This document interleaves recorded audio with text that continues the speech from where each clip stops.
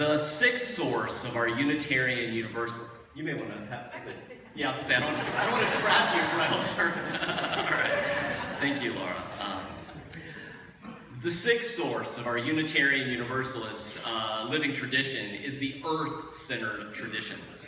And part of the wisdom that we draw from this source, as you've heard me say before, is what's called the importance of seventh-generation thinking.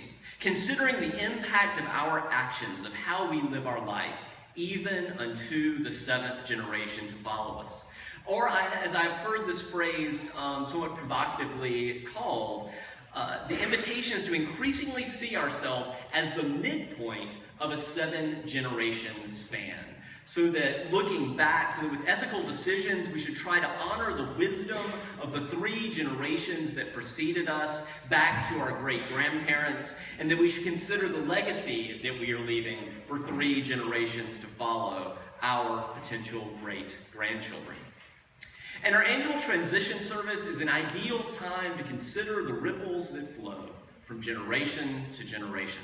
In particular, this morning is a time for honoring high school graduates, and one of the tools that I found most helpful for shifting my perspective to keep current with these increasingly new crops of graduates, since they're always around 18 and we all keep getting older, is what's called the Mindset List, which is released every August by Beloit College to help professors be aware of using dated references in their lectures.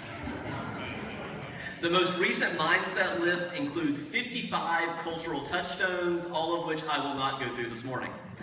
But there are 55 cultural touchstones that help shape the lives of those entering college. This is actually the list. It comes out in August, so this is actually the list for this current class of college freshmen.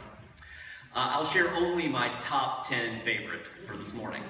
So for current college freshmen, and then we'll have a new list for Jasmine's class soon, keep in mind that among those who have never been alive in their lifetime include Tupac Shakur and Carl Sagan.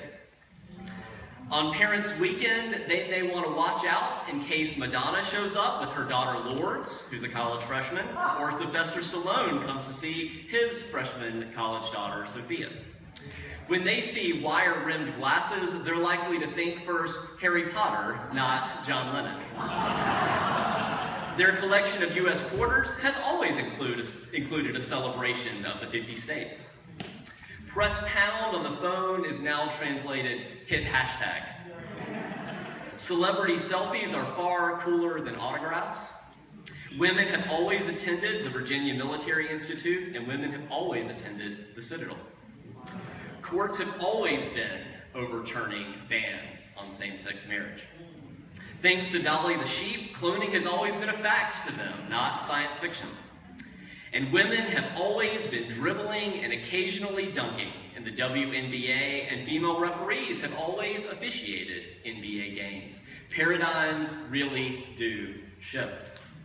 And since we've been talking a lot about UU history this spring, I'm also reminded on this Transition Sunday that when we celebrate high school graduates, most of whom were born in around 1997, that's the year after I graduated high school, you can think of your own relationship to that date, that when King John Sigismund of Transylvania, which is history's only Unitarian king, when he issued his own paradigm-shifting and landmark act of religious toleration, known as the Edict of Torda, in 1568, he was 28.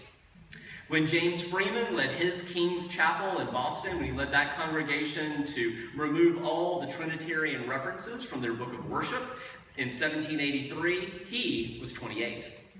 When Ezra Gannett helped to found the American Unitarian Association and was elected its secretary, he was 24. The invitation then becomes for us and for upcoming generations not only to study UU history and be impressed by the risks and the successes and the consequences that our forebears faced, but also to partner together across the generations to make UU history for future generations. Jasmine, we've been honored and privileged to accompany you up to this point on your spiritual journey through this life. And we, the 3+ generations that preceded you, have sought to create a theologically liberal religious community that would nurture you in the best sense of that word, liberal. Generous, open to new ideas, open-handed, open-hearted, open-minded. As you go out into the world, we charge you with living out those UU values that you have been taught. Freedom, reason, pluralism, interdependence, standing on the side of love and building the beloved community. And we hope that you will pass on these values to the generations that will follow you. We look forward to seeing all that you will do with your life. And I know that whether you are near or far, our hearts and our best wishes go with you. For now, we offer you an all present this blessing in the form of our musical meditation.